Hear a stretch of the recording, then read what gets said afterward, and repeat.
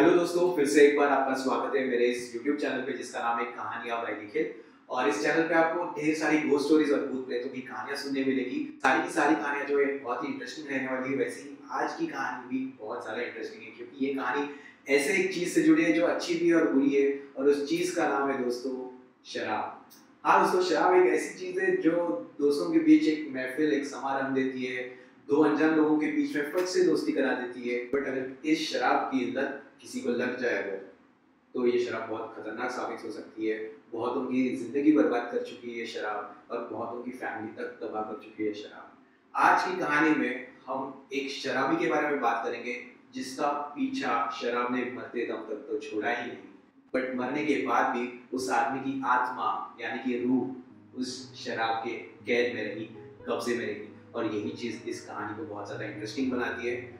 आज मैं यही कहानी आपको सुनाने वाला हूँ। बट कहानी सुनाने से पहले और कहानी सुनने से पहले मैं आपको बताना चाहता हूँ कि ये जो वीडियो है मेरा आज का, वो मेरा सेकंड यूट्यूब वीडियो है। इसके पहले भी मैंने एक यूट्यूब वीडियो डाला था जो गाविलगढ़ का खजाना और वहाँ के प्रेतों के ऊपर वो कहानी थी। बहुत ही अनोखी कहानी है। अगर बाय एनी चांस आपने अगर वो वीडियो देखा नहीं हो अब तक, तो कृपया करके वो भी वीडियो देखिए, क्योंकि मैं नहीं चाहता कि आप कोई भी अच्छी कहानी को मिस आउट करें। ये जो सेकंड वीडियो है मेरा, इसको बनाने में डिले हो गया क्योंकि बीच में लॉन्ग वीकेंड आया था और मैं मेरे फैमिली के साथ आउटिंग को गया था। और वीकेंड से मुझे एक बात याद आती है कि आजकल एक चीज बहुत ज्यादा ट्रेंड में है। वो ये है कि एक तो लोग अगर लॉन्ग वीकेंड रहेगा तो फार्म हाउस वगैरह बुक करके वहां पे जाते हैं। अगर रेगुलर वीकेंड की बात करें तो ऐसी जगह बहुत ज्यादा ट्रेंडिंग में है जो कि ढाबे जैसी है, जो कि शहर के आउटस्कर्ट्स में पाई जाती है। और वहाँ पे लोग बाहर से एमआरपी पे, बाहर से यानी कि वाइन शॉप से एमआरपी पे अल्कोहल या ड्रिंक्स लेके वहाँ पे जा सकते हैं, वहाँ पे बैठ सकते हैं, अपनी महफिल जमा सकते हैं, दोस्तों के साथ, फैमिली के साथ कपल्स भी जा सकते हैं। वहाँ पे आपको सिर्फ जाके खाना ऑर्डर करना है। आप में से बहुतों को शायद ऐसी जगहों के बारे में पता हो। और दोस्तों, आज की जो कहानी है ऐसी ही एक इंटरेस्टिंग जगह से रिलेटेड है। और ऐसे जगहों के बारे में मैं तो बहुत पहले से सुनता आया हूँ, बट मुझे कभी जाने का मौका नहीं मिला। बट 2018 में मैं मेरे दोस्त के साथ, जिसका नाम है अक्षय, जो बदलापुर में रहता है, उसके साथ मुझे ऐसी एक जगह पे जाने का मौका मिला। अक्षय और मैं एक्चुअली फिल्म मेकिंग के दोस्त हैं। हमने फिल्म मेकिंग एक साथ पढ़ाई की थी और मैं और अक्षय एक ही फ्लैट में रहते थे बदलापुर में, उसका ही फ्लैट था वो। और एक वीकेंड जो है ऐसा आया जब भी मैं और अक्षय बाहर निकले पार्टी करने के लिए, वीकेंड मनाने के लिए। मेरा कोई जान पहचान था नहीं वहाँ पे। अक्षय के दोस्त उसको मिलने वाले थे, इसलिए अक्षय ने मुझे भी पूछा। तो मैं और अक्षय स्कूटी में निकल गए। दिसंबर का महीना चालू था, ठंड थी, हम लोग जैकेट वगैरह पहन के स्कूटी में निकले। अक्षय ने वाइन शॉप पे जाके गाड़ी रुकाई।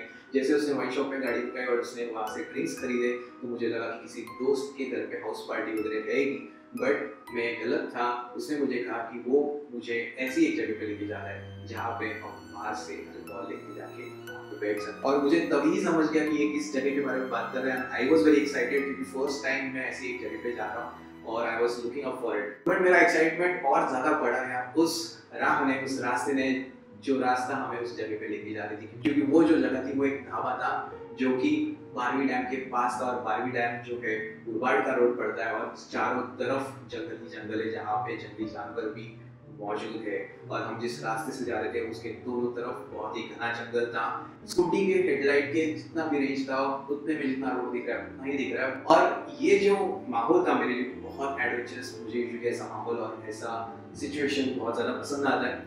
हम थोड़ी देर उसी रास्ते पे ट्रैवल कर रहे थे। उसी रास्ते पे ट्रैवल करने के बाद अक्षय ने एक राइट टर्न लिया। राइट टर्न लेने के बाद एक कच्चा रास्ता शुरू हुआ और एडवेंचर और बढ़ रहा था, एक्साइटमेंट और बढ़ रही थी।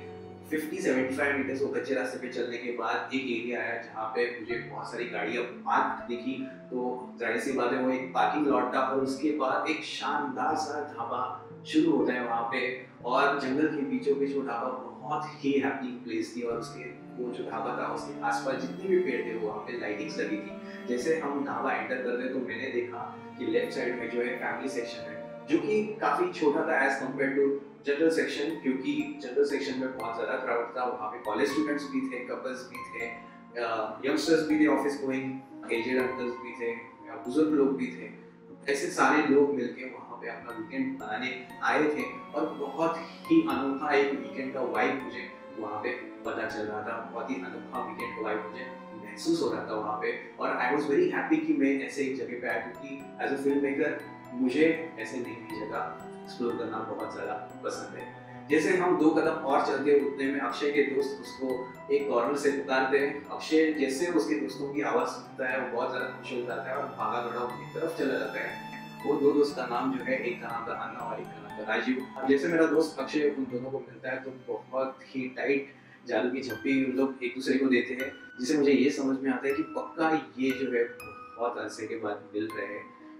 और देख के खुशी भी हुई, बट एक ये भी आइडिया था कि अगर इन लोग बहुत टाइम के बाद मिल रहे हैं तो इन लोग की बातें शुरू रहने वाली, उनकी मेमोरीज के बारे में बातें शुरू रहने वाली, and I will be feeling very left out. तो भी नई जगह थी तो भी मैंने मेरा मन बनाए रखा, let's see what happens. But unfortunately वही हुआ जो मुझे डर था। अक्षय और उसके दोस्त लोग आपस में बात करना शुरू कर दिए और उनके मेमोरीज के बारे में बात करना शुरू कर दिया, and I was feeling very left out. But तो भी I was not giving up. मैं अपना एक बैग पकड़ के आसपास की चीज़ें बहुत ज़्यादा नोटिस कर रहा था, क्योंकि एज अ फिल्म मेकर जैसा मैंने आपको बताया कि मुझे विजुअल लाइब्रेरीज कलेक्ट करना बहुत पसंद है। तो मैंने ये नोटिस किया कि अलग अलग टेबल पे अलग अलग तरीके के लोग बैठे, कहीं पे कॉलेज स्टूडेंट्स बैठे, तो कहीं पे अंकल और बुजुर्ग लोग भी बैठे, और बहुतों के टेबल पे उन्होंने अपना अपना एक पर्सनल स्पीकर लाया था जो कि अपने अपने गाने बजा रहे। कहीं पे रॉक बज रहा है तो कहीं पे गजल बज रही है, कहीं पे ब्लूज और जैज बज रहे हैं तो कहीं पे बॉलीवुड बज रहा है। तो ऐसे अलग अलग जॉनरास के लोग भी वहाँ पे इकट्ठा आके एक ही वाइब कर रहे हैं, जो कि वीकेंड मनाना। और नोटिस करते करते मेरी नज़र हर एक टेबल से घूमते घूमते अचानक मेरी नज़र जो है कॉर्नर के एक टेबल पे पड़ी, जो कि काफ़ी आइसोलेटेड था क्योंकि बाकियों के टेबल के बीच और उसके बीच बहुत ज़्यादा अंतर था। और वहाँ पे मैंने ऐसी कुछ चीज़ देखी जो कि मैं आपको अभी नहीं बाद में बताऊंगा, जिसने मेरी क्यूरियोसिटी बहुत ज़्यादा बढ़ा दी। और उसके बारे में मुझे अक्षय को पूछना था, बट अक्षय और उसके दोस्त लोग जो है आपस में बात कर रहे थे, मग्न थे उसमें। तो मैं सोच रहा था पूछूं कि नहीं, बट वो क्यूरियोसिटी जैसे से मेरी नज़र वहीं पे टिकी थी, जैसे से मैं देखता था मेरी क्यूरियोसिटी बढ़ती गई। और फाइनली मैंने अक्षय को इंटरप्ट किया और पूछा, अक्षय सुन, वो टेबल का क्या सीन। जैसे मैंने अक्षय को ये क्वेश्चन पूछा, अक्षय, राजीव और अन्ना ये तीनों ने मिलकर उस टेबल की तरफ देखा। जैसे उस टेबल की तरफ देखा, बाद में तीनों एक दूसरे को देखने लग गए और उनके चेहरे पे एक अजीब स्माइल थी, जैसे कि उनको इस टेबल के पीछे की कहानी, वहाँ जो चीज़ मैंने देखी उसके पीछे की कहानी उसको पता है, इनको पता है। और वो कहानी भी बहुत इंटरेस्टिंग, उनके स्माइल से समझ में आ रहा था। और अक्षय ने अन्ना को कहा स्माइल करके, अन्ना तू सुना। तो जैसे अक्षय ने कहा, मेरी क्यूरियोसिटी और ज़्यादा बढ़ गई। अभी मुझे इसके पीछे की कहानी जो है, इसके पीछे का जो सीन है वो मुझे सुनना है कुछ भी करके। और अन्ना ने तभी मुझे वो कहानी सुनाई। कहानी बहुत ही इंटरेस्टिंग है दोस्तों, और आज मैं आपको यही कहानी सुनाने वाला हूँ। बहुत ज़्यादा इंटरेस्टिंग है, बट सिर्फ फ़र्क इतना रहेगा कि मैं जो भी सुनाने वाला हूँ आपको तभी एज अ फर्स्ट पर्सन सुनाने वाला हूँ। मतलब जब भी ये कहानी एक्चुअल में जब भी घड़ी थी, तभी मैं भी इन तीनों के साथ मौजूद था। मतलब ही ये कहानी जो है मेरे, अक्षय, राजीव और अन्ना के सामने घड़ी है। तो चलिए शुरू करते हैं इस कहानी को। Once upon a time.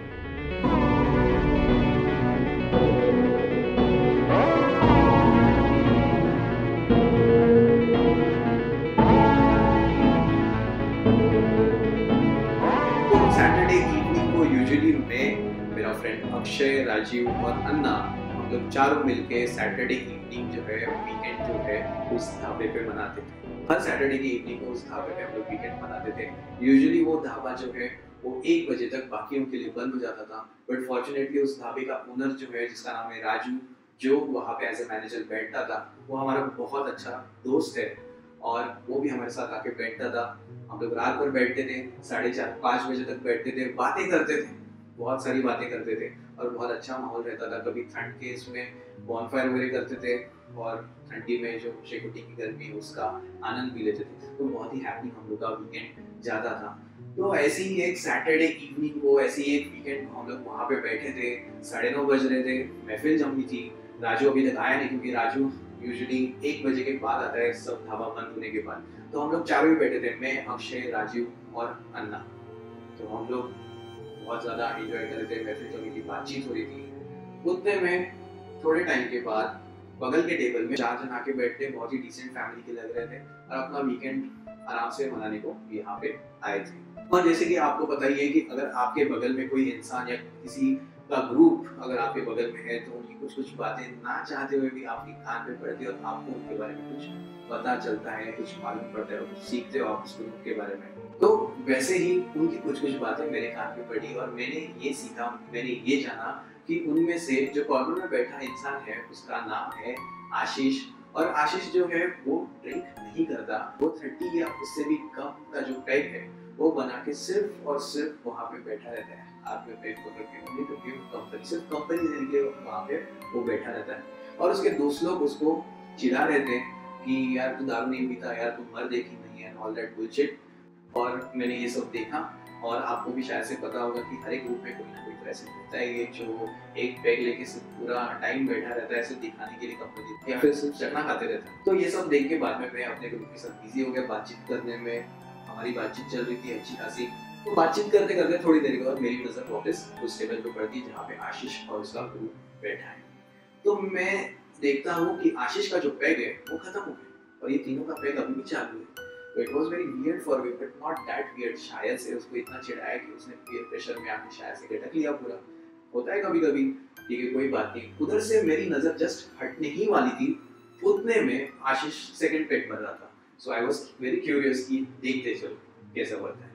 तो मुझे लगा कि 30 का पैग बनाएगा, बट नहीं, उसने 90 का पैग बनाया। 90 का पैग बनाने के बाद उसने उसमें पानी डाला और उसके दोस्त लोग देख रहे हैं और उसके दोस्त लोग बोल रहे भाई तेरे को पैग बनाने नहीं आता, अगर सेकंड पैग बनाना ही था तो हमें बोल देता, हम बना दे।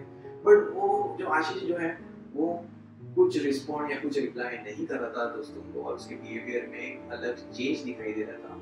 जैसे आशीष पहले आया था, जैसे उसके दोस्त लोग उसको टॉन्ट मारे थे, चिढ़ा रहे थे और वो बहुत स्पोर्टिंगली लेता था, बट अभी का जो आशीष है वो बहुत ज्यादा अलग है। वो किसी को रिप्लाई नहीं कर रहा है, वो अपने में ही एक सिप लेता है, लीन बैक होता है और आसमान को देखते रहता है जैसे कि अब अकेला ही पी रहा है। तो ये चीज देख के मुझे बहुत ज्यादा वियर्ड लगी।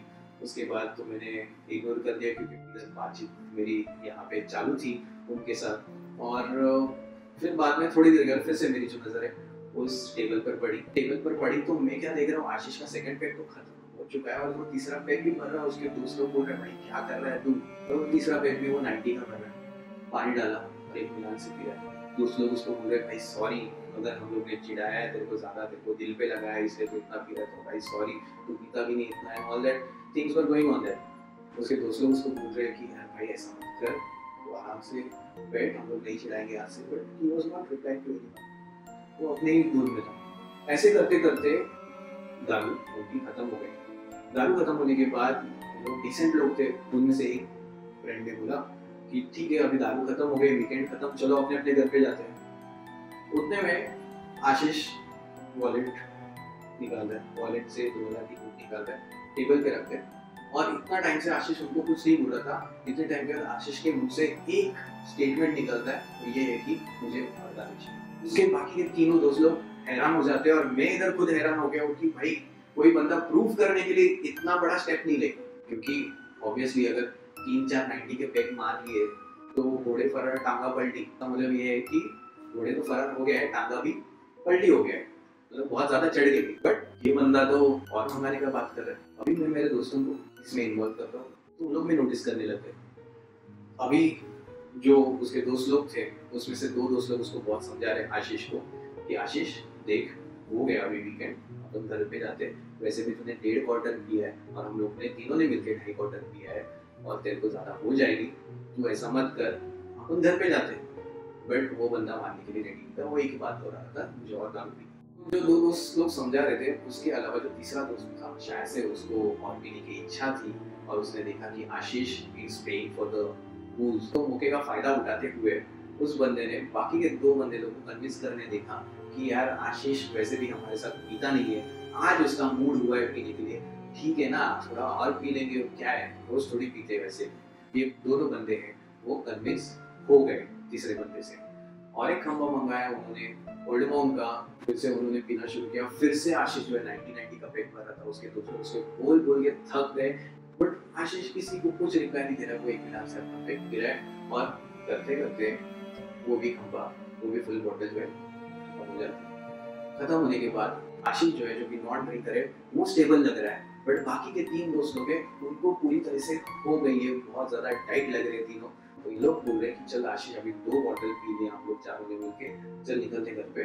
तो आशीष उनको देखता है, उनकी हालत देखता है, आशीष बोलता है तुम लोग जाओ, मुझे और गाली। तो दोस्त लोग आशीष को बहुत समझाने की कोशिश करते हैं, बट आशीष अभी मानने वालों में से नहीं था। उसके आंखों में मुझे साफ साफ दिख रहा था। और बहुत समझाने के बाद आखिर में उसके दोस्तों ने हार मान ली। उसके दोस्तों ने उसे कहा कि भाई तेरे को जितना पीने का है पी, बट तू आज इधर ही सो जा। ऐसे करके वो तीनों जो है फुल नशे में वहां से निकले। वो क्वार्टर आने के बाद आशीष फिर से 90 के पैक बना रहा है और दारू पी रहा है। ढाबा वैसे तो पूरा खाली हो चुका है क्योंकि 1 बजे थे, सिर्फ आशीष अकेला बैठा था और हम चारों इस ग्रुप में बैठे थे। राजीव जो है वो अपना काम निपटा के हमारी तरफ आता है और हमारे साथ आके बैठता है। वो अपनी डेंटिस्ट रिजर्व निकालता है। बहुत टेंशन में लग रहा था राजू तभी, और उसके बावजूद भी हमने उसको बताया कि ये आशीष के साथ क्या क्या हुआ और आशीष का किस्सा हमने उसको बताया। राजू भी देखने लग गया कि कैसे आशीष 90 के पैक बना के मार रहा है एकदम इत्मीनान से।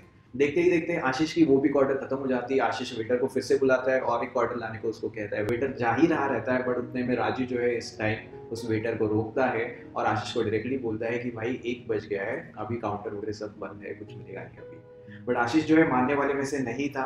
आशीष अपने जगह से उठा और हमारी तरफ चल के आ रहा था। दोस्तों मुझे प्रॉपरली याद है कि आशीष जब फर्स्ट टाइम यहाँ पे आया था तभी प्रॉपरली चल रहा था, नॉर्मली चल रहा था। और अभी जब मैं आशीष को हमारी तरफ चल के आते हुए देख रहा हूँ तब वो लगड़ के चल रहा है। अभी ऑब्वियस सी बात है कि अगर दारू वगैरह पिया हो ज़्यादा किसी इंसान है तो उसकी पैर लड़खड़ाते हैं, बट एक पैटर्न में कोई लगड़ के नहीं चल रहा। और यही बात आशीष की मुझे बहुत वियर्ड लगी, वो लगड़ के चल रहा है। और दूसरी बात, उसका जो राइट हैंड है वो कंटिन्यू ऐसे झटके दे रहा है। वो लंगड़ के चल रहा है और झटके दे रहा है। ऐसे ही लंगड़ते और झटके देते देते हाथ से वो हमारी तरफ आता है, हमारे टेबल के जस्ट बाजू में आके खड़ा होता है। राजू उसको बहुत अच्छे से बोलता है कि देख भाई 1 बज गया है, बार काउंटर भी बंद है और किचन भी बंद है, कुछ मिलेगा नहीं, आप प्लीज यहाँ से जाइए। बार बंद हो गया, ढाबा बंद हो गया है। बट आशीष जो है उसका थोड़ा भी ध्यान राजू की तरफ नहीं था। उसका पूरा का पूरा जो ध्यान था हमारे टेबल पे था, हमारे टेबल पे बची दारू पे था। और मेरे जस्ट बगल में ही आशीष खड़ा था और मैंने उसके आंखों में एक ऐसी प्यास देखी जो नहीं बुझने वाली थी। और बाद में जो है राजू तो पहले से ही टेंशन में था और राजू फिर भड़क गया उस पर और उसको डांटा और उधर से जाने के लिए कहा। राजू के चिल्लाने के बाद आशीष बिना एक शब्द बोले वहां से निकल गया। चलते चलते लंगड़ते हाथ से झटके देते देते उस ढाबे से निकल गया। आशीष जाने के बाद हम पांचों की बातें फिर से शुरू हो गई और हम आशीष के बारे में भी बात कर रहे थे। और राजू को मैंने डिटेल बोला कि क्या हुआ आशीष के साथ, क्या सीन था। और हमारी बात हो ही रही थी, उतने में ढाबे के अंदर एक जीप आती है, पुलिस की जीप आती है। और हम उस जीप को देख के हैरान हो जाते हैं क्योंकि आज तक हमने ढाबे के अंदर इस टाइम पे जीप देखी नहीं थी। और राजू जैसे उस जीप को देखता है, राजू अपने जगह से उठता है और जीप की तरफ भागा दौड़ा चला जाता है। थोड़ी देर के बाद हम देखते हैं कि राजू और वहाँ के जो बड़े साहब थे जीप के अंदर के, वो कोई कॉर्नर में जाके बात कर रहे हैं और उनका एक व्यवहार चालू है उधर अलग सा। बाद में वो जीप और वो बड़े साहब जो है वो निकल जाते हैं वहाँ से और फिर राजू हमारे साथ वापस आके बैठे। राजू के चेहरे में टेंशन एकदम क्लियरली झलक रही है और हम पूछते भी राजू को कि क्या हुआ। तभी राजू हमें ये बताता है कि लगभग 2.5-3 हफ्ते से रोज रात को जंगल के रोड पे एक ना एक एक्सीडेंट हो ही रहा है, बाइक एक्सीडेंट हो रहा है और सारे के सारे जो है ड्रिंक एंड ड्राइव में एक्सीडेंट कर रहे हैं। और ऑब्वियस सी बात है इधर दूर दूर तक की कोई जगह है नहीं दारू पीने के लिए या पार्टी करने के लिए, तो पुलिस खामखा राजू को ही परेशान कर रहे हैं। इस प्रॉब्लम का सोल्यूशन हमारे पास इतना था नहीं। हमने उसको तसल्ली देते हुए ये कहा कि यार अभी की बात है, थोड़े टाइम लो और मैटर जैसे शांत हो जाता है वैसे सब नॉर्मल हो जाएगा, back to business. But Raju कहता है कि टेंशन वाली बात ये नहीं कुछ और है। तो हमने पूछा राजू को कि क्या है वो टेंशन वाली बात। तो उसने कहा कि जो भी एक्सीडेंट्स हो रहे हैं वो बराबर एक ही जगह पे हो रहे हैं, एक ही जगह पे बाइक गिरी पड़ी मिल रही है और वो जगह है पीपल का बड़ा सा पेड़ के राइट साइड में बाइक मिलती है और पीपल के पेड़ पे एक पुराना मंदिर है, उसके पीछे पेड़ के पीछे एक पुराना मंदिर है, बराबर वहीं पे बाइक गिरी पड़ी मिलती है और रोज ड्रिंक एंड ड्राइव में वहीं पे लोग गिर रहे हैं।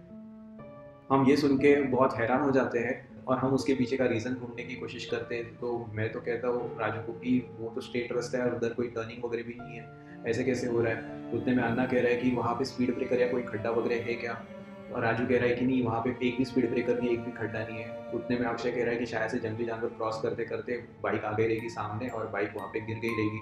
बट राजीव कह रहा है कि यार अगर जंगली जानवर को क्रॉस करना ही है तो कहीं से भी कर सकता है, रोड के वही वाले पार्ट से थोड़ी करेगा। तो ऐसे हमारे सवाल जवाब चालू थे और राजू ने हमें ये भी कहा कि वास्तु की शांति करने के लिए उसके दोस्त ने एक का नंबर दिया था, एक बाबा था, उसका नाम है शेंडी बाबा। जब भी राजू ने शेंडी बाबा से बात की और राजू ने शेंडी बाबा को सब समझाया कि ऐसा ऐसा हो रहा है इसलिए वास्तु शांति करना है, इस जगह के लिए शांति हवन करना है, तो बाबा ने उसको कहा कि अगर तुम जैसे बता रहे अगर वैसे ही हुआ है तो ये ज़रूर कोई आत्मा या साया का काम है और उसके लिए मुझे वहाँ पे आके ही देखना पड़ेगा। जब भी हमने राजू से ये बात सुनी तो हम भी हैरान हो गए थे, क्योंकि मैंने नहीं सोचा था कि राजू कभी ऐसे बातों पे विश्वास रखेगा। तो राजू ने ये भी कहा कि मुझे इतना विश्वास नहीं है, बट जैसे हालात है उस हिसाब से मैं कभी कभी मजबूर हो जाता हूँ और बहुत सोच में पड़ जाता हूँ। राजू ने ये कहा कि टेंशन यही है सबसे बड़ा कि अगर लोगों को इस चीज़ के बारे में पता चलता है कि यहाँ पे आत्मा का साया है या भूत प्रेत का किस्सा है यहाँ पे कुछ, तो लोग यहाँ पे आना ना बंद कर दे। इसलिए मैं जब तक वो बाबा आ नहीं रहा है तब तक मैं ये पुलिस वालों को ऐसे ही संभाल रहा हूँ, इसलिए थोड़ा टेंशन है मुझे। तभी हमें बात समझ में आया कि राजू को एक्चुअल टेंशन ये है कि लोगों को ये भूत प्रेत और आत्माओं का जो किस्सा है यहाँ का, जो जैसे बाबा बोल रहा है वो समझना नहीं चाहिए और लोगों के ध्यान में आना नहीं चाहिए, ये टेंशन था। तो हमारी फिर से बातें शुरू हो गई, बातें होते होते फिर 4:30-5 बज रहे थे, सुबह हो गई थी, हमारा वीकेंड खत्म हो गया और हम सुबह सुबह वहाँ से बाइक लेके निकले। तो मैं और मेरे फ्रेंड्स वहाँ से निकले। मैं और अक्षय एक बाइक पे थे और अन्ना और राजीव दूसरे बाइक पे थे। हम वो जंगल के बीच में से जो रास्ता जा रहा था उससे गुजर रहे थे। बहुत ज़्यादा ठंड थी, हमने जैकेट पहना था तो भी हमें बहुत ज़्यादा ठंड लग रही थी। सुबह का टाइम था तो भी अंधेरा था, अभी तक बहुत ज़्यादा फॉग जमा था, इसलिए रोड भी इतना ज़्यादा विजिबल नहीं था। फिर भी हम आराम आराम से वहाँ पे जा रहे थे और जाते जाते थोड़े दूर एक रिफ्लेक्टर टाइप मुझे कुछ दिखा लाल कलर का, और मुझे पता है कि इस रोड पे रिफ्लेक्टर नाम की चीज़ नहीं है। और हमने थोड़ा सा और आगे जाके ये देखा कि वहाँ पे लेफ्ट साइड पे एक बाइक गिरी पड़ी है। जैसे हमने ये चीज़ देखी, हमने हमारी बाइक जो है लेफ्ट साइड में पार्क कर दी और उस बाइक की तरफ चल के गए। चल के जाने के बाद बाइक के बराबर बगल में एक इंसान गिरा पड़ा था बेहोशी की हालत में। फॉर्चुनेटली उसको ज़्यादा कुछ लगा नहीं था और वो इंसान और कोई नहीं, खुद आशीष था। And I was not surprise, क्योंकि ऑब्वियसली यार अगर कोई बंदा, वो भी नॉन ड्रिंकर, अगर इतनी दारू पी के गाड़ी चलाता है तो उसका एक्सीडेंट होना स्वाभाविक है। हम आशीष और बाइक को उठा ही रहे थे और बहुत ज़्यादा फॉग था, इसलिए आसपास का एरिया नहीं दिख रहा था। और फॉग के थ्रू मुझे ये दिखाई दिया कि वहाँ पे लेफ्ट साइड में पीपल का पेड़ है बड़ा सा, और पेड़ के जस्ट पीछे एक पुराना मंदिर है जिसके बारे में राजू हमें थोड़ी देर पहले कह रहा था कि सारे के सारे जो बाइक एक्सीडेंट्स है वो इसी जगह पे हो रहे हैं। जब भी राजू ने हमें इस बारे में बताया था तो हमारे मन में प्रश्न बहुत सारे उठे थे, बट अभी जब भी हमारे सामने ये चीज़ हुई, जब भी हमने खुद की आंखों से ये चीज़ विटनेस की, तब हमें भी लगने लगा कि शायद उस बाबा ने जो बात बोली थी ये किसी इंसान का नहीं, किसी आत्मा के साए का काम है। बहुत सारे प्रश्न मेरे मन में निर्माण हुए कि क्या सच में ये किसी आत्मा के साए का काम है? अगर है तो वो आत्मा यहीं पे क्यों लोगों का बाइक एक्सीडेंट्स करा रही है? क्या वो आत्मा हमसे कुछ कहना चाहती है? क्या जिस इंसान की आत्मा थी उसका भी ऐसे ही किसी बाइक एक्सीडेंट में मौत हुई थी इसी जगह पर, या फिर उस इंसान का किसी ने खून कर दिया और यहीं पे कहीं दफनाया था? बहुत सारे प्रश्न तभी मेरे मन में निर्माण हुए थे और मुझे लगता है कि आपके भी मन में ऐसे बहुत सारे प्रश्न अभी निर्माण हुए हैं। सारे प्रश्नों का उत्तर जो है इस कहानी के अंत में आपको मिलेगा, और इस कहानी का अंत जानने के लिए, इसके आगे की कहानी जानने के लिए आपको थोड़ा सा और इंतज़ार करना पड़ेगा, क्योंकि आगे की जो कहानी है मैं सेकेंड वीडियो में डालने वाला हूँ, इसके बाद के वीडियोस में डालने वाला हूँ। उसके लिए आप प्लीज़ मुझे सब्सक्राइब कीजिए और बेल आइकन पे क्लिक कीजिए, क्योंकि जैसे ही मैं वो वीडियो डालता हूँ आपको नोटिफिकेशन आए और आप जल्द से जल्द वो वीडियो देख के इस सारे प्रश्नों का समाधान आप कर पाए। और मुझे ऐसा लगता है कि आप में से बहुत सारे लोग जो है कमेंट करेंगे कि प्लीज़ मुझे उस ढाबे का नाम बताओ, क्योंकि ऑब्वियसली जो चीज़ मैंने देखी थी उस कॉर्नर के टेबल पे, जिसके कारण अन्ना ने मुझे एक कहानी सुनाई थी, वो चीज़ आपको भी देखनी होगी। और ऐसा कुछ जो देखा था मैंने उस कॉर्नर के टेबल पे, वो भी मैं आपको कहानी के अंत में बताने वाला हूँ। थैंक यू सो मच, आपने मुझे इतना वक्त दिया। जल्दी ही मिलते हैं इसके बाद के वीडियोस में जहाँ पे आपको अंत और प्रश्नों के उत्तर मिल जाएंगे। तब तक के लिए stay safe, good bye and God bless.